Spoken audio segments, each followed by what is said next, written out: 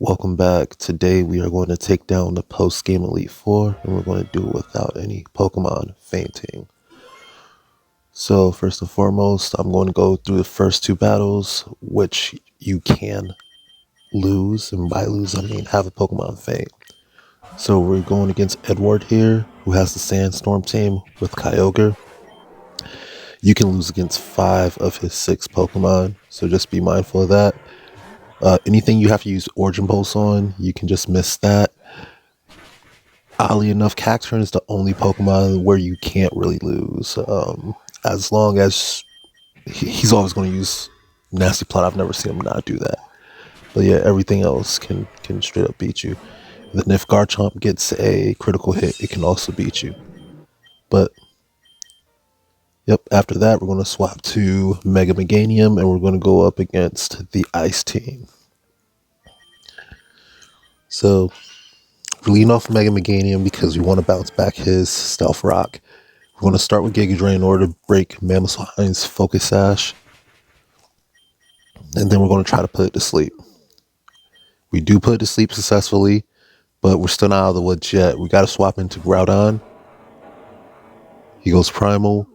And then we're going to use Rock Polish and Bulk Up. And at this point, we've already won, but him still being asleep makes it even better. So we can hit it Fire Punch. And then we have one use of Precipice Blades. As long as that hits, we have won the match. So from here, it's just straight fire punching.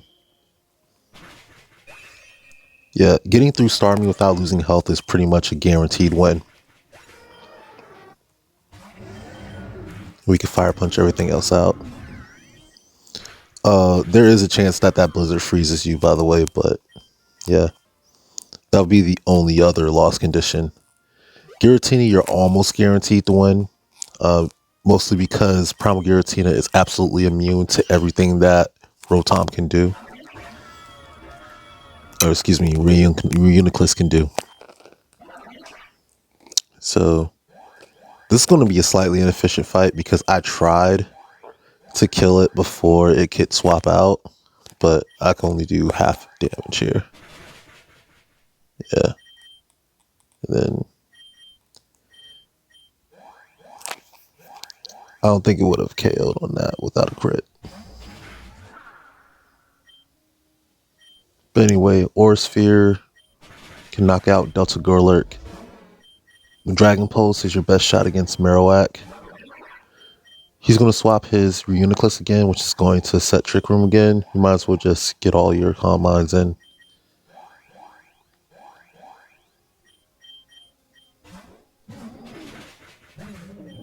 Sometimes that Jellicent will disable your Shadow Ball, which makes you very vulnerable against Togekiss.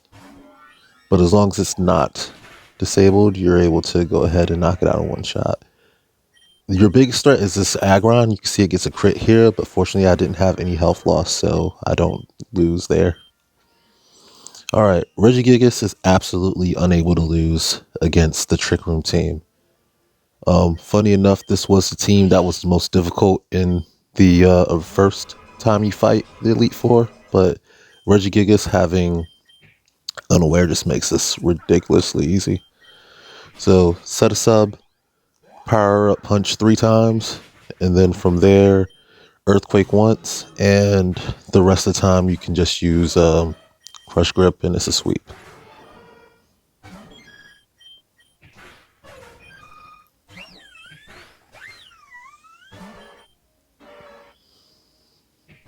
Yep, not even Mega Slowbro can withstand a +3 stab Crush Grip. Alright, lastly, we're going to swap to our Delta Dragonair. Honestly, any 2-man team that you can think of that's really, really strong can probably handle the champion. It's just they have to make it through 8 enemies, and you're going to have a lot of Volobus shot at you, so you have to be mindful of that. But honestly, anything that can handle the weathers that you've been using so far is pretty good. I'm using Delta Dragonair for style points.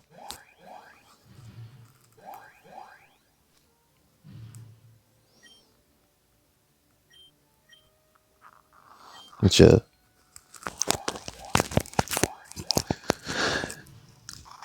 That said, I did lose a lot of these, mostly because if you don't make it far enough without getting Kyogre burned, then you just kind of lose because they start spamming foul play at you, and it's really hard to withstand. Like, see, even here, Kyogre almost gets knocked out, but we managed to get back up. Delta Dragonair needs to have +3 in order to one-shot Shiftry, or is it +2? I think it's +2.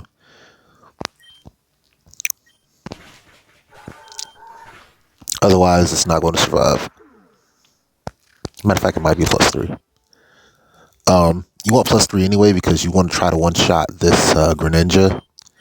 I think it's going to use Protect though this time. Sometimes it doesn't use Protect and you're able to just go ahead and one-shot it, but that's not the case this time. So you can see what we're doing is we're getting rid of the dark members first, and then we're going to work on a ghost because Aegislash is extremely annoying. And honestly, if you have both Aegislash and Greninja out at the same time, that's their like most defensive lineup, and it's really, really bad for you. So you don't want to have both those out at the same time.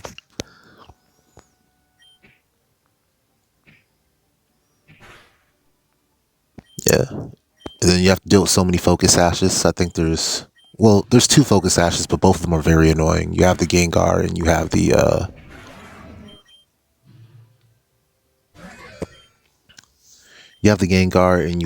the Greninja, and then the Greninja also has Protect, and then the Aegislash also has Wide Guard.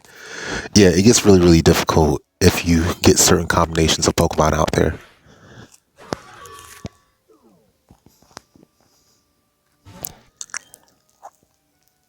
Lantern's not a threat.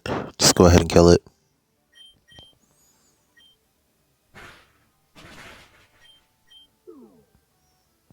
It does expose our Dragonair's beautiful face for a second there.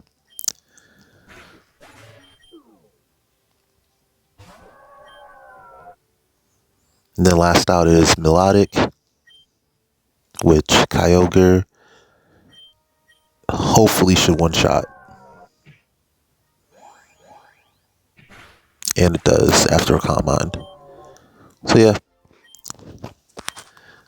And that is our no feint victory against the champion. However, that fight can go terribly wrong, and I am going to show you what that looks like after we get registered real quick.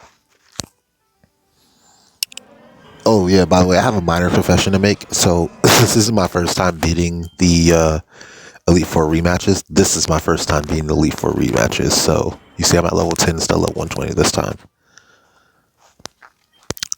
And almost the same idea, but I don't have substitutes, so this goes way, way worse. And also, I don't exactly know what I'm doing.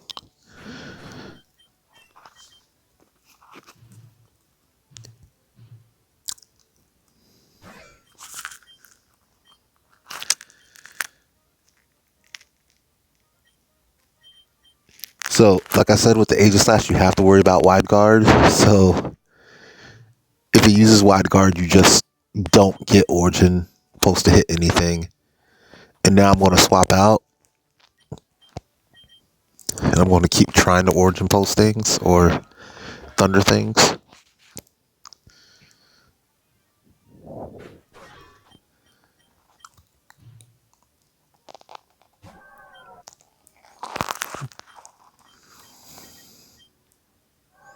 So now that Aegislash is done, we can start using Origin Pulse again.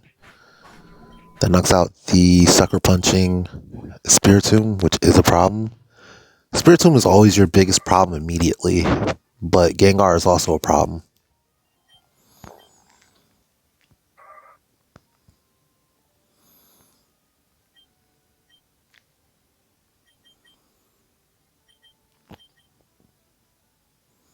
Now, because Shiftry is going to move pretty fast and use Leaf Blade, I am going to swap out. That was a good read. It did try to Leaf Blade Kyogre. And now I have a Ghost Fire type Delta Lantern that I'm somewhat scared of. So we need to knock that thing out as quickly as possible. Knockoff's not going to work very well because Meganium's a fairy. And it's using a Mega Stone. I'm out of Shadow Balls, which is unfortunate. So Aura Sphere is the only thing I can use. Fortunately, that is what I want to be using against Delta Corona here. But I also don't want to have Mega Meganium in because it's going to get one shot by Sludge Bomb, which we do avoid with Regigigas. Unfortunate about the poison though. However, this Volcarona is not immune to Earthquake, so you can use ground moves against it. And then last up is Greninja. We do have to be mindful that it does have a Focus Sash, so we are going to swap out here.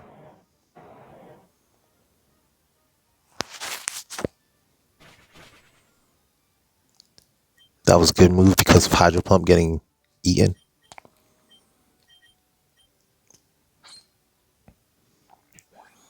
We Rock Polish here, and that should allow us to move faster. However, I do just not do anything. So, yeah, we win again. But that was just if things go wrong, you can still kind of swap things around and you don't have to try to get the sweep on the champion. You just need to always have an advantageous matchup against them. So this is my original Hall of Fame for the Elite Four rematches.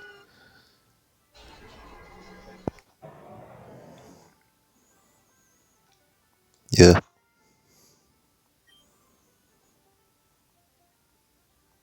And now we're back at the Pokémon League, and